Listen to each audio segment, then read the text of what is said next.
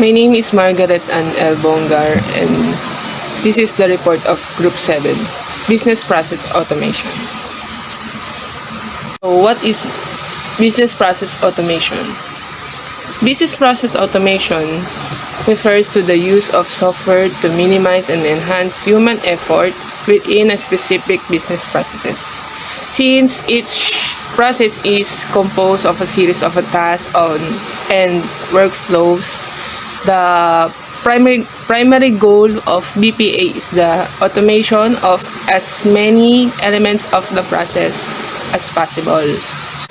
In short, BPA is the software used to automate and optimize a variety of processes.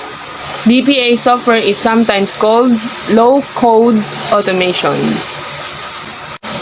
There are 6 types of business process automation. The first one is task automation. Task automation. Task automation aims to eliminate or minimize manual tasks within a process. So, this might include sending emails, generating documents, capturing signatures, or updating statuses. Workflow automation. Workflow automation aims to apply automation to a defined series of tasks and activities.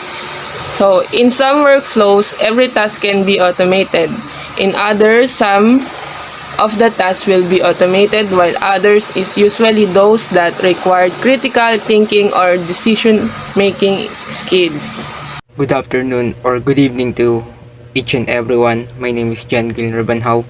I'm also part of the reporters of Business Process Automation. First, what is process automation? Process automation, in contrast to a task automation, process automation examines an end-to-end process in order to identify as many automation opportunity as possible. The main purpose of process automation is to decrease human errors, improve companies' workflow, reduce cost, time, and waste, as well as increase speed of delivery and simplify business process and functions in order to accomplish defined organization goal. Next is robotic process automation. Some tasks are ideal for automation using custom code software bots. Typically, these are structured repetitive tasks that occur the same way each time without exception. RPA involves using digital robots and software to execute common business tasks usually performed by human worker. Bots can be programmed to open web page and application, complete keystrokes, navigate system, and identify and extract data the same way a person do, but with greater speed and accuracy. Next is, what are the benefits of automating business process? The most common answer to this question goes something like this. Automation makes your process more efficient. BPA reduces dependence on spreadsheet and eliminates repetitive work, but it does far more than freeing up time and can be redirected toward value-generating activities, such as efficiency. Automation makes a big impact on the overall efficiency of your organization in different ways, such as productivity, cost saving, compliance, reduce errors, customer satisfaction, increasing employee satisfaction and retention, eliminate paper-based process, and many more. Good day. My name is Rijan Arias Ismondo, and I'm also part of the group which is Group 7. So, ayun. Ano nga ba ulit yung mga benepisyo or benefits ng automation business process? Gaya ng sabi ni Banhao, automation makes your process more efficient. Well, that's true. It doesn't really tell us much about the impact of BPA on processes or how BPA benefits the business overall. BPA reduces the dependence on spreadsheets and eliminates repetitive work. Okay. Ang isa sa pinakamahalagang benepisyo ng automation business process is that it typically requires teams to standardize their processes. At mas pinapabuti ng standardization process ang pangkalahatan or overall performance of the business. I mean, business by making it easier to enforce security and compliance requirements. Second, by improving the consistency of customers and employee experiences. And third, by simplifying reporting and monitoring for process KPIs. And fourth, by reducing errors and delays. Yung fifth, by increasing predictability. Kasama na din yung by enabling process orchestration across departments or teams. And last, by extending the capabilities of existing apps, or a feature known as stack extensibility.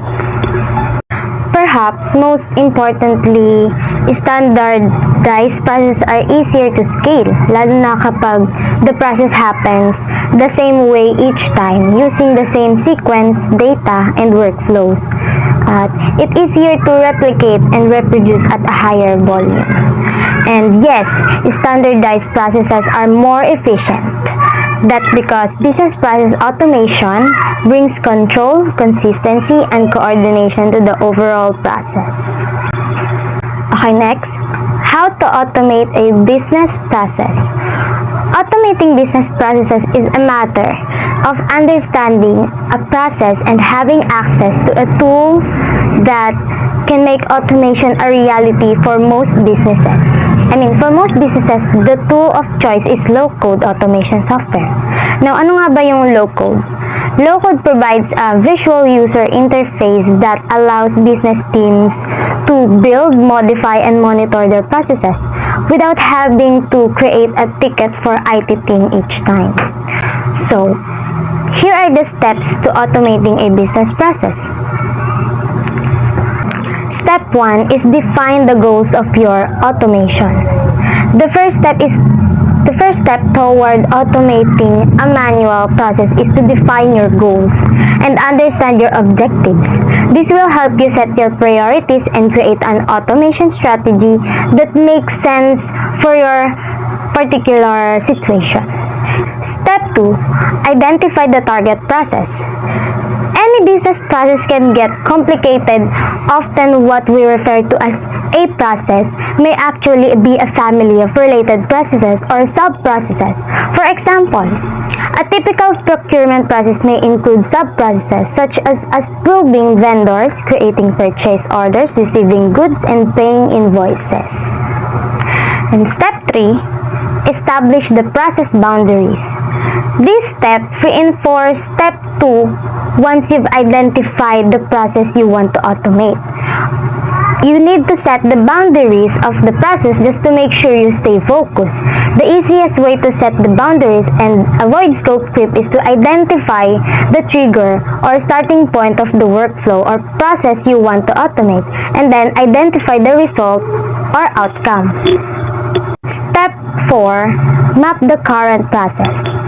You've identified your starting point and stopping point. Now you need to create a map or diagram that illustrates all the actors, action, and information in the process workflow. You may create an informal map, or you may prefer to use standard flowchart symbols. Step 5, identify the automation opportunities. The process map will provide you with an inventory of all the tasks and workflows that make up the process. The next step is to review each and decide if it's a candidate for your automation. Step 6, build an automation wish list. Some of the most common tasks that are automated includes composing and sending emails, notifying team members, creating requests, or updating task statuses depending on your process and the tools you use. The automation possibilities are endless. Step 7, assess your tools and capabilities. In order to make automation a reality, you'll need the right automation tool software. Software can make automation easy to implement and manage for both simple and complex processes. For most teams, low-code automation software provide the fastest path to automation. And last, step 8, configure the automation. Now that you've set your process boundaries, identified the task and manual processes you want to automate, and review your current software capabilities, it's time to bring your automations to life. Your workflow automation software should make it easy for you to plan and configure automations in any of your workflows. It's simply a matter of deciding what will trigger the automation and what the automation will do. That's all about how to automate business process. The next and last reporter will be Raquel Rosas. What is business process automation? Business process automation is a use to advance technology to complete business process with a minimal human intervention. A business process is an activity or a set of activities used to accomplish a specific organizational goal, such as processing a product, assimilating new employees, to bringing on new cost. Example of business process automation. Business process can be automated show up in many areas of business, including management, operations, supply chain, HR, and marketing. In general, tasks that are high volume, recurring, time sensitive, involve multiple people, need to comply, and require audit trails. Good candidates for automation. Core processes are those that generate revenue for the business and relate to the main business activities of the organization. Core processes are business processes that have significant commercial impact for an organization. They represent that ongoing end-to-end practices that deliver the organization goals.